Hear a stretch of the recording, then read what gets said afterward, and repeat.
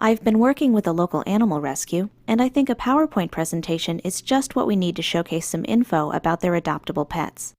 But how do we get from this to a presentation that looks like this? The key is understanding how slides, layouts, and placeholders work. Let's take a look at placeholders first. When you start with a new slide, it'll usually include one or more placeholders. Placeholders can contain text, pictures, charts, and all kinds of different objects. To find out what you can do with a placeholder, just mouse over the icons here. The way these placeholders are arranged has to do with the layout of your slide. This layout happens to include one for the title and two more for content. You can choose your layout when you first insert a slide, or you can change it later depending on the type of content you're working with. To insert a new slide, look to the New Slide command on the Home tab. You can use the top half to add a slide in the same layout as the current one, or you can open the menu underneath the command and choose the exact layout you want. You can even insert a blank slide and add your own text boxes and objects later. Changing the current layout is just as easy. All you have to do is click the Layout command and make a new selection from the menu. This time, we're going to choose the section header layout. At this point, instead of inserting more slides for the rest of the pets in the slideshow, I'd like to try copying and pasting instead. This can really save you time when the slides you need are so similar to what you already have. Just select the slide you want to copy, then click the Copy command on the Home tab. Next, click in between or below the slide where you want the copy to appear, then go back to the ribbon and click Paste. You can paste as many copies as you need. Now that I have these copies to use as sort of a template, I no longer need the two content slides that we started with. That means I'm going to delete them by pressing Backspace or Delete on my keyboard.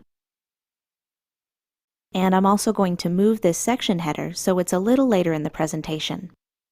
To do this, click and hold the thumbnail, then just drag and drop it into place.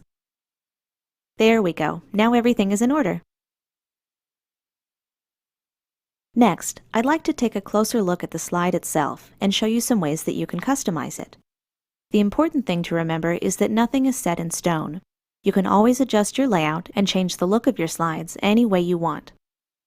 To delete a placeholder, for example, all you have to do is select it, then press Backspace or Delete on your keyboard. Placeholders can also be moved and resized using the drag and drop method and the sizing handles here.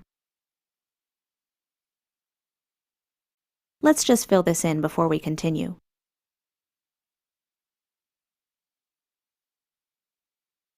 Of course, if you need to add a text box to your slide, there's a way to do that too. This can come in handy if you're working with a blank slide or a presentation that's highly customized. Just go to the Insert tab, then click the Text Box command. Now you can add a text box anywhere you want.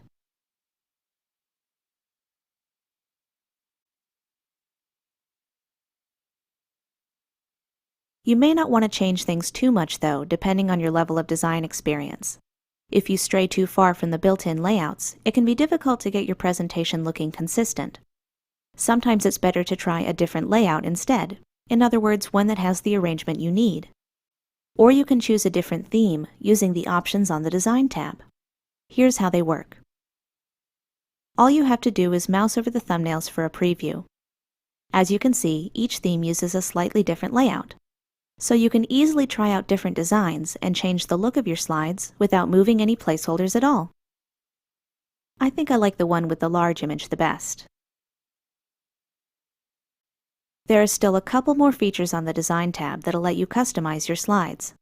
For example, over here on the right, you can change or format your current background. You can also adjust the size and dimensions of your presentation if you're not using a widescreen monitor. Now you know how to work with slides, placeholders, and layouts, including a few simple tricks for changing your presentation's design.